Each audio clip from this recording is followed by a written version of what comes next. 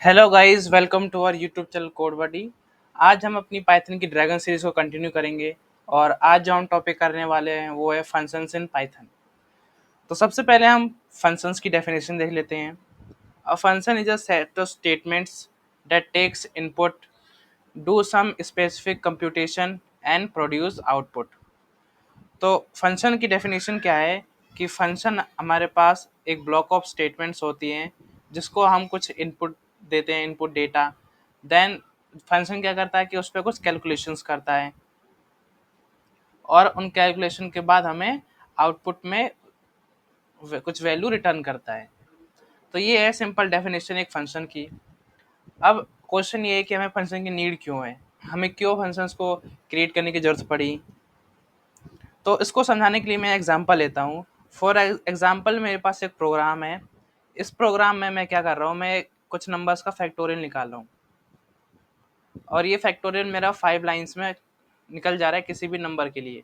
अगर मुझे एक नंबर जैसे 125 को फैक्टोरियल निकालना है तो मैं अपनी 5 लाइन से फैक्टोरियल निकाल सकता हूँ।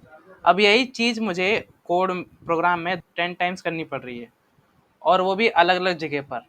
तो क्या होगा कि अगर मुझे एक एक बार फैक्टोरियल निकालने के लिए 5 लाइन लग रही है, तो अगर यही चीज़ 10 बार करनी हो तो मुझे 50 लाइंस को लिखना पड़ेगा अपने कोड के अंदर। और जैसे ही मेरी नंबर ऑफ लाइंस बढ़ेंगी तो मेरा कोड कॉम्प्लेक्स हो जाएगा और कॉम्प्लेक्स होते ही इस टाइम स्टोरेज ही ज़्यादा लेगा। तो इसी चीज़ को अवॉइड करने के लिए हम फंक्शंस को यूज़ करते हैं। अब इस केस में फंक्शन कैसे काम करेगा, जैसे ये फैक्टोरियल निकालने का जो कोड है जो 5 लाइन में हमें फैक्टोरियल निकाल के देगा, हम इसे एक फंक्शन के अंदर डिफाइन करेंगे और प्रोग्राम के अंदर जहाँ भी हमें फैक्टोरियल निकालने की ज़रूरत पड़ेगी तो हम सिंपल अपने उस फंक्शन को कॉल कर लेंगे और जैसे ही हम उस फंक्शन को कॉल करेंगे तो वो हमें फैक्टोरियल निकाल के देगा और जो लाइन यूज़ होंगी सिर्फ ये 5 लाइन्स हमारी इस्तेमाल होने वाली है। तो देखिए कितना बड़ा डिफरेंस है 5 और 50 में। तो इस डिफरेंस को बनाता है फंक्शन। अब हम देखेंगे टाइप्स ऑफ फंक्शंस।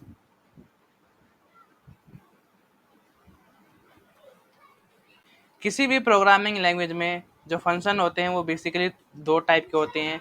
एक पहला टाइप होता है हमारे पास built in functions and second होते हैं हमारे पास यूजर डिफाइंड फंक्शंस।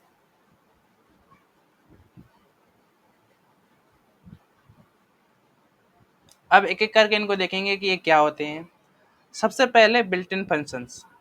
तो बिल्ट इन फंक्शन जो इसकी डेफिनेशन है, बिल्ट इन फंक्शन ऐसे फंक्शन होते हैं जिनकी डेफिनेशन ऑलरेडी सिस्टम में प्रेजेंट होती है। डेफिनेशन ऑलरेडी प्रेजेंट मीन्स जब भी हमें बिल्ट इन फंक्शन को इस्तेमाल करना हो तो हमको उन्हें डिफाइन करने की ज़रूरत नहीं है। हम डायरेक्ट ही अपने प्रोग्राम में उनको इम्प्लीमेंट कर सकते हैं या फिर कह सकते हैं उनको कॉल कर सकते हैं। और एक और चीज़ कह सकते हैं कि ये जो फंक्शन होते हैं वो रेडी टू यूज़ होते हैं।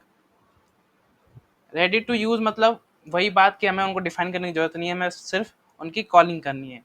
इसके एग्जाम्पल, तो जो पहला एग्जाम्पल वो मैं आपको बताऊंगा वो है प्रिंट फंक्शन। प्रिंट, फिर इनपुट फंक्शन, और भी होते हैं हमारे पास एग्रीगेट फंक्शन, मिन मैक्स जो फंक्शंस होते हैं ये भी हमारे पास बिल्ट इन फंक्शंस होते हैं। जब भी हम इनको प्रोग्राम में कॉल करते हैं तो हमें कभी भी इनको डिफाइन करने की जरूरत नहीं पड़ती। सेकंड टाइप जो हम करने वाले हैं वो है यूजर डिफाइन फंक्शंस। इसकी अगर मैं डेफिनेशन लिखूं तो इसकी डेफिनेशन है फंक्शंस डिफाइंड बाय प्रोग्रामर। यानी ऐसे फंक्शंस जिनको प्रोग्रामर डिफाइन करते हैं, नीड के अकॉर्डिंग कस्टमाइज करते हैं, तो ऐसे फंक्शंस को हम कहते हैं user defined functions. User defined functions के जो मेन एडवांटेज ये है कि हमें अपनी नीड के अकॉर्डिंग अपने फंक्शंस को कस्टमाइज कर सकते हैं। यूजर डिफाइंड फंक्शंस, इसकी डेफिनेशन है these functions are defined by user और प्रोग्रामर। ऐसे फंक्शंस जिनको यूज़र और प्रोग्रामर डिफाइन करते हैं उसके बाद ही हम अपने प्रोग्राम के अंदर इनको कॉल कर सकते हैं। अगर मैं पाइथन के अंदर बात करूं तो पाइथन के अंदर मैं किसी भी यूज़र डिफाइंड फंक्शन को क्रिएट करने के लिए उसके सिंटैक्स को फॉलो करना पड़ता है। किसी भी फंक्शन को बनाने के लिए सबसे पहले हम एक कीवर्ड का यूज़ करते हैं जिसे हम कहते हैं डेफ। हम डेफ कीवर्ड का यूज़ करते हैं। देन उसके बाद हम अपना फंक्शन का जो नाम होता है उसको हम लिखते हैं, उसके बाद ब्रैकेट्स एंड सेमीकोलन, एंड उसके बाद हम एक इंडेंटेशन देते हैं और यहाँ पर हम अपने स्टेटमेंट्स को लिखते हैं।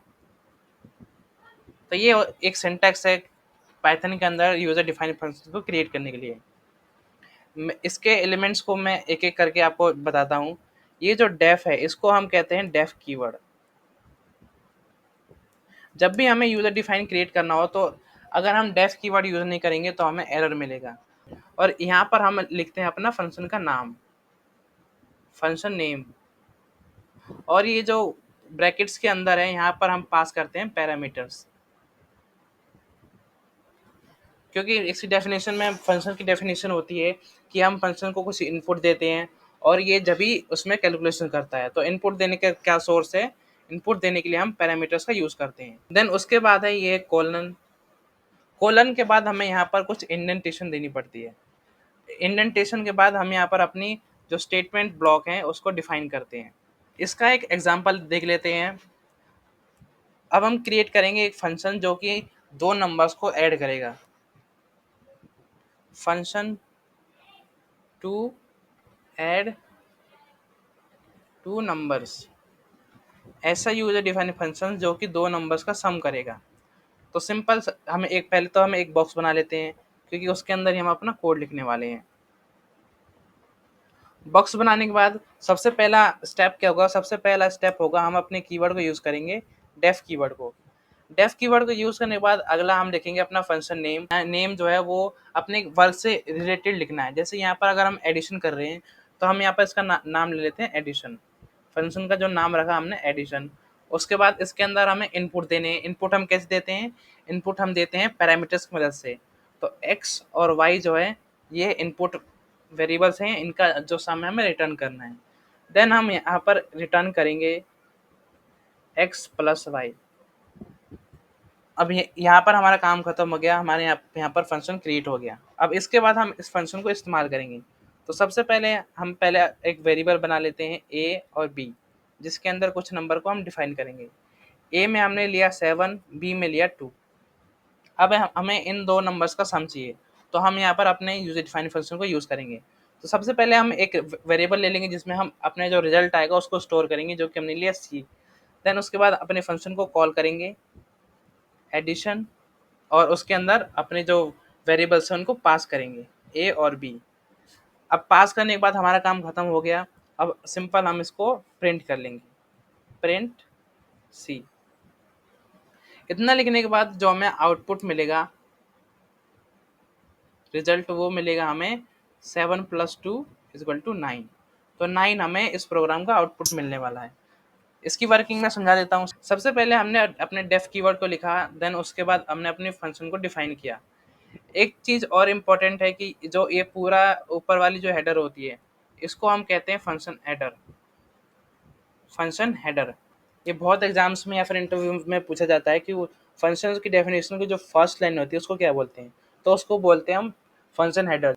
ये लिखने के बाद फिर यहाँ पर हमने इन दो नंबर्स का सम किया और इस इतना हमारा जो यूजर डिफाइन फंक्शन है वो क्रिएट हो गया। देन आए हम अपने कोड पे। सबसे पहले हमने एक वेरिएबल लिया ए जिसमें हमने स्टोर किया 7, दूसरा वेरिएबल लिया हमने बी जिसमें स्टोर किया हमने 2, देन एक और वेरिएबल लिया सी जिसमें हम रिजल्ट को स्टोर करने वाले हैं। फिर यहाँ पर हमने अपने फंक्शन को कॉल किया।